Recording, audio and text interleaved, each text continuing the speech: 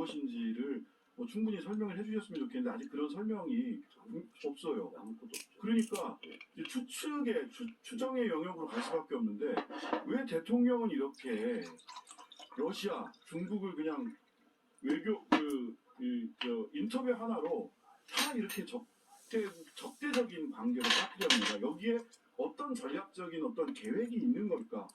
대통령께서 생각하는 국익은 뭘까? 이런 질문이 나옵니다. 저는 왜 이러시는 겁니까? 저는 대통령 그 다른 정책도 마찬가지인데요. 네. 경제나 복지나 노동이나 다 마찬가지인데 대통령께서 너무 독선적이세요. 혼자 옳다는 생각이 너무 강하세요. 네. 저는 외교는요. 우리가 대한민국이라 어떤 나라입니까? 우리 조선 말기에 우리 어떤 역사를 겪었습니까? 우리가 한미동맹을 기반 저 한미동맹에 대해서 누구보다도 확신을 가진 사람이고 정말 신뢰에 기반한 한미동맹을 저는 이야기하는 사람인데 그럼에도 불구하고 우리 지정학적인 위치가 중국에 서해를 그다음에 북한을 사이에 두고 이렇게 맞대고 있고 러시아가 있고 일본이 있지 않습니까?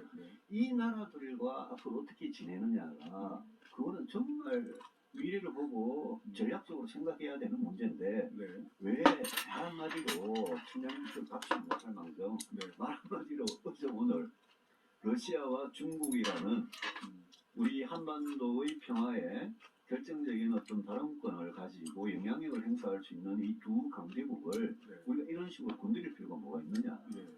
그러니까 독선적인 거는 하나의 행태적 측면인데 그 독선적으로 판단하시는 어떤 계획이나 가치가 뭔지가 잘 추정이 안 돼요. 그래서 무슨 정책을 할 때도 외교나 경제나 무슨 정책을 할 때도 꼭 비판하고 강경하는 분들의 의견도 대통령께서 평소에 좀 들어보셨으면 좋겠어요.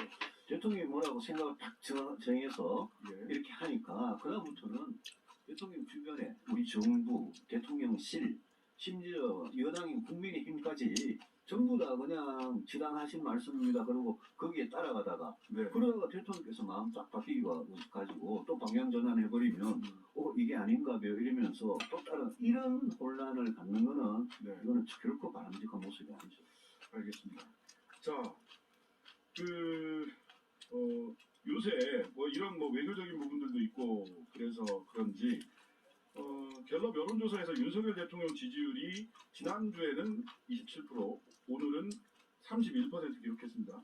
오늘 나온 조사는 지난 18일부터 20일까지 갤럽 자체 조사고요. 자세한 사항은 중앙여론조사심의위원회 홈페이지 참고하시면 됩니다. 자, 그런데 TK 민심도 심상치 않다. 그다음에 부산, 울산, 경남은 정당 지지율은 보니까 국민의힘이 앞서요. 근데 국정운영 지지도는 대통령이 잘못하고 있다가 더 많이 나오고 있어요. 지난주에 27% 나왔다가 이번 주에 뭐 오늘 31% 나오고 민주당이 돈봉투 사건 때문에 이제 4% 떨어진 걸로 보이는데 근데 27이든 31이든 그렇게 낮은 수치를 가지고 지금 뭔가 무슨 좋아하고 할 일은 전혀 아니지 않습니까? 그렇죠. 대통령과 여당 입장에서. 근데 당정일체라 그러고 막 이렇게 이런 걸 이야기하는데 저는 지금 여당이 경쟁력을 상당히 잃어버렸다. 대통령의 하수인이 돼버리고 대통령이 당을 완전히 장악하고 난 다음부터 대통령이 이 모든 국정을 자기 생각대로 뭐랄까요 좀 불통과 오만과 독성과 무능 이렇게 끌고 가니까 저는 당에 대한 지지도나 그게 뭐 숫자가 왔다 갔다 합니다만은 대통령에 대한 지지도나 거의 그냥 동반 커플링이 돼가지고 같이 움직이는 것 같고 그 소위 말하는 그 부울경 PK 그다음에 대구 경북 TK에서도 지금 대통령의 이런 어떤 국정 운영에 대해서 비판적인 목소리가 상대적으로 젊은 층으로부터 굉장히 많이 나오고 있습니다. 그게 다 반영이 되는 거거든요.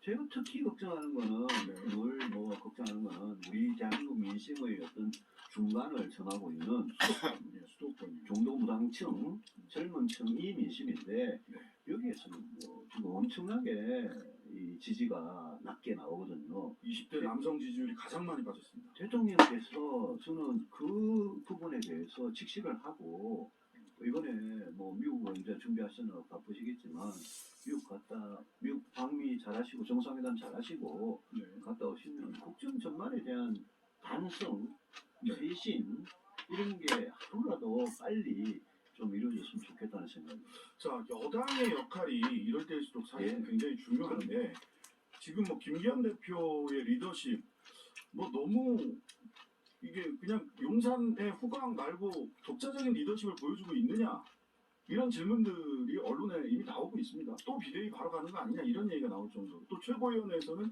계속 김재원, 태영호, 조수진 설화가 계속 일어나고 있고 이 김기현 대표 체제는 결국 윤석열 대통령이 만든 결과물이죠. 네, 대통령이 믿어서 된 거고, 네. 그래서 되기는 됐는데, 네. 대통령이 믿어서 됐기 때문에 대통령이 달리 보질 않는 거죠. 네. 그냥 대통령 부하 정도로 국민들 눈에 인식이 되는 거죠. 네. 지금 최고위원들이 이상한 소리 많이 해가지고 하는데, 저는 그런 생각입니다.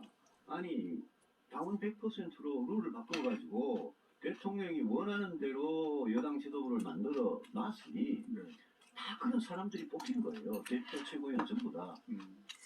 도대체 그럴 줄 몰랐냐. 몰랐냐?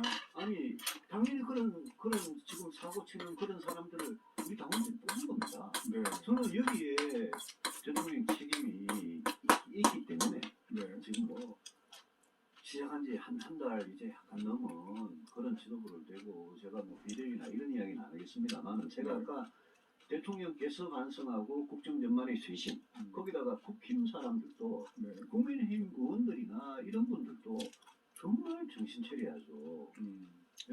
이대로 가면 네. 총선 결과가 뻔한 거 아니겠습니까? 내년 총선 뭐 이런저런 그 지난주에 저지난주에도 이렇게 한 1년 딱 남았기 때문에 윤상현 의원한테도 얘기 들어보고 했어요. 했는데 걱정이 많으시더라고요. 내년 총선 이대로 가면 뭐 많은 변수가 있겠지만 정상적인 사람이라면 걱정을 안 하는 게 이상하죠. 예. 근데 아무래도 보니까 뭐 친윤그룹에서는 이재명 사법 리스크, 민주당 돈봉투 사건 같은 민주당에 대한 어떤 스캔들, 민주당 스캔들로 내년에 이길 수 있다라고 하는 확신을 가진 것처럼 보여요. 지금 이 보수 대 진보의 구도가 윤석열 대 이재명의 구도 예. 이렇게 돼가지고 어떻게 보면 뭐 이게 뭐 적절한 표현인지 모르겠습니다만 서로가 서로에게 유일한 희망인 그런 구도. 상대방의 약점. 네, 지금 뭐 민주당이 돈봉투 사건 맛있죠. 국민의힘 사람들은 우리가 좀 숨 좀 돌리나 이러고 있고 네. 민주당 돈봉투 사건 그 얼마나 저질스러운 부패 사건입니까? 네. 말도 안 되는 사건이죠. 네. 이제 그런 걸로 그러면 우리가 국민의힘이 윤석열 정권이 내년 총선을 이룰 수 있겠느냐 예. 이런 겁니다. 오늘 여론조사 중에 제가 굉장히 유심하게 본 게 뭐 네. 계속 그렇게 봤던 게 중도층 무당층이 계속 늘어나는 겁니다. 네, 늘어납니다. 그렇죠. 그거는 왜냐? 그거는 윤석열 정권에 대해서 국민의힘에 대해서도 정말 정이 떨어지지만 예. 민주당이 이재명 방탄국회에다가 돈봉투 사건에다가 그러면서 반성할 줄 모르고 저렇게 버티는 민주당도 한심한 거예요. 예. 그러니까 나는 이 당 저 당 다 꼴보기 싫다. 그런 게 중도 무당층의 민심 아니겠습니까? 네. 그 퍼센트가 엄청나게 증가를 하는 거죠. 저는 네. 이게 아마 앞으로 한국 정치의 지형에 굉장히 변화를 가지고 올 그런 좀 동력이 되지 않을까 싶습니다. 그 다음 질문은 바로 그러면 그 예. 동력이 된다라고 한다면 바로 제3지대, 제3정당 예. 최근에 금태섭, 김종인 이런 분들을 움직이고 있습니다.